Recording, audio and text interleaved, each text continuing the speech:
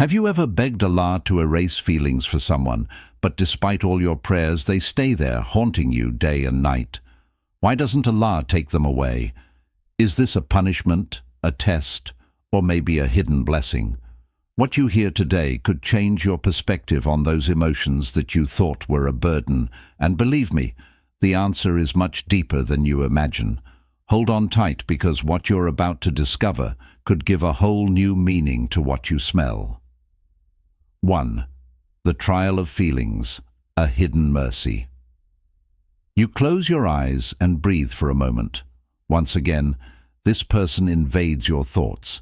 You believe that time would soften these emotions, that a prayer would be enough to erase them, but no, they are still there. You asked Allah to remove them with insistence, with hope, with pain, but every morning they come back like a sea that refuses to recede, like an imprint engraved deep within your being. So why? Why does Allah leave these feelings in you, even when you feel them as a burden? The answer is not always what we expect. We often believe that suffering comes from a lack, from a void to be filled, but sometimes it's precisely what we feel that shapes us. These emotions that upset you, what if they were a tool in the hands of Allah to transform you? Every beat of your heart, every silent hope, every thrill of expectation has a reason for being. But what? This is where doubt arises. It is believed that if Allah loved us, He would immediately free us from this pain. But divine wisdom is not suitable for human logic. You may feel this as a curse, but what if it's a hidden mercy? Because if Allah left you these emotions, it is because they have a role to play in your journey, a test, a purification, or perhaps a reminder. A test to see if you will let your heart blind you, or if you will elevate it. A purification that detaches you from the illusion of the world to bring you toward something greater. A reminder that your happiness does not depend on one person, but on Allah alone. How many times have we desired something that ultimately destroyed us? How many times have we cried over something that, over time, proved to be a door to a blessing we could never have imagined? Perhaps you hate Assalamu alaikum. Have you ever begged Allah to erase feelings for someone, but despite all your prayers they stay there, haunting you day and night?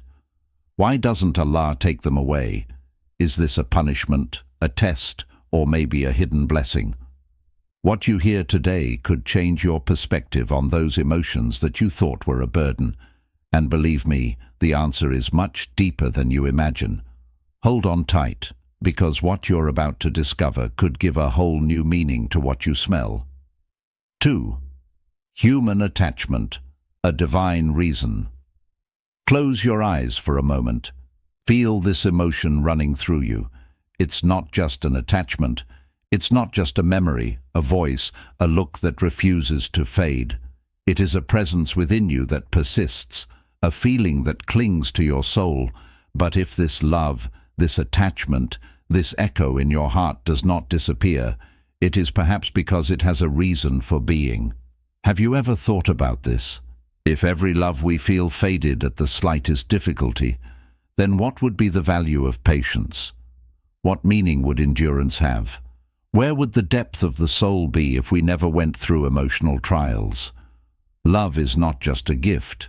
It is also a test that reveals your heart. If Allah placed this person in your heart, it is not by chance. Maybe she came as a mirror for you to discover yourself. Maybe she came to break you so that you can be built back stronger. Perhaps it is to keep you away from something worse, from a trap that you could not see, but that Allah already knows. What if this love was a lesson in disguise? If this person taught you to love sincerely, to give yourself without expecting anything in return, then they have already fulfilled a role. If it taught you to differentiate between what is ephemeral and what is eternal, then it is a hidden good. If his absence made you cry, but in those tears you turned to Allah in a way you never had before, then it was not a loss. It was guidance.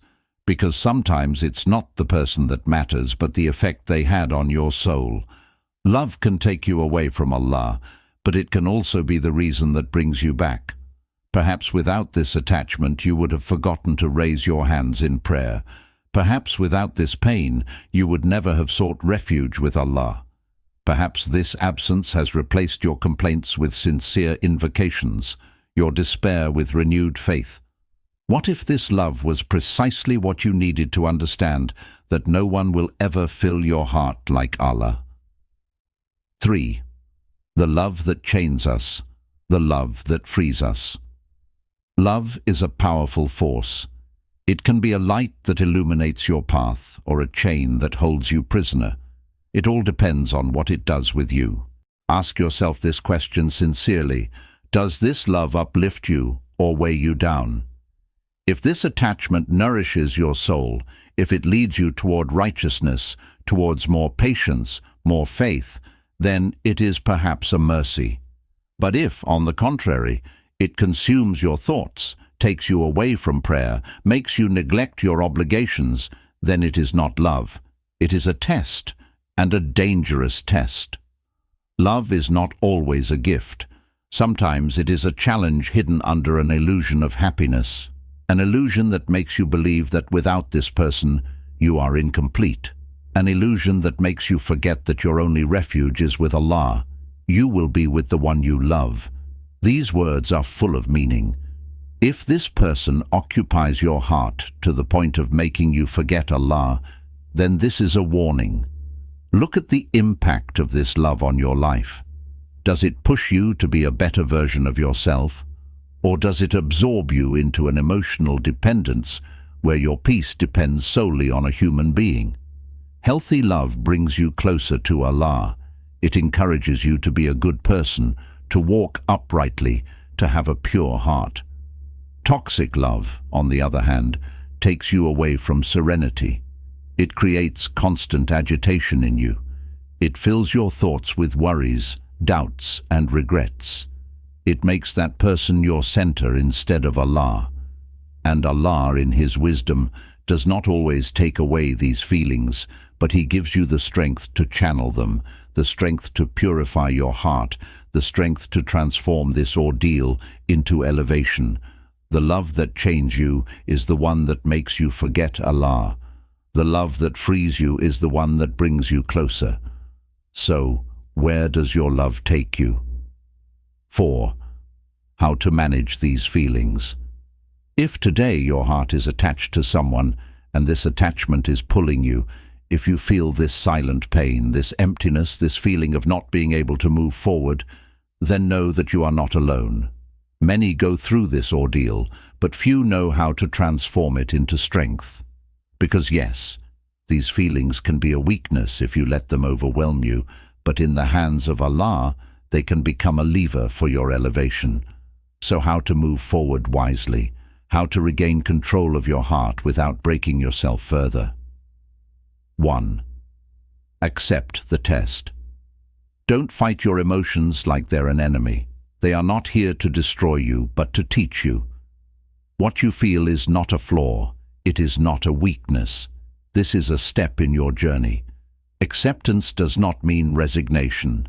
To accept is to understand that if Allah left these feelings in you, it is because they have a purpose. This is the beginning of healing. 2. Pray sincerely.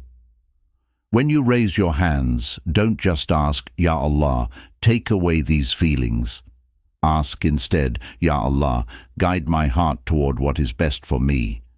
Make me love what brings me closer to you and detach me from what takes me away from you. Because it's not love that makes you suffer, it is attachment to bad things, and only Allah's guidance can help you replace your heart in the right place. 3. Be reconciled with Allah. When your heart is occupied by someone, it leaves less room for its creator, and this is where the suffering sets in. Human love is fragile. It fluctuates, it disappears, but the love of Allah is constant, eternal. So, where do you place your heart? If you put it in the hands of a human being, it will end up broken. If you place it in the hands of Allah, He will preserve it. 4. Keep balance. Love should not become an obsession. Don't let one person control your happiness or unhappiness. Remember that this world is a trial, and everything in it is fleeting. You were not born to chase after an unstable love. You were born to seek a love that soothes, that guides, that elevates. And this love begins with Allah. If you put your trust in Him, then know that He will open a door you never imagined. Maybe not today, maybe not tomorrow, but at the perfect time when your heart is ready to welcome what is really meant for you. So, are you ready to trust Allah? The feelings you feel are not there by chance. They can be a test, a lesson, or even a path to a deeper relationship with Allah. Maybe one day you'll look back and understand why Allah didn't take them away, and maybe in that moment you'll thank Him for letting your heart hold on to better guide you.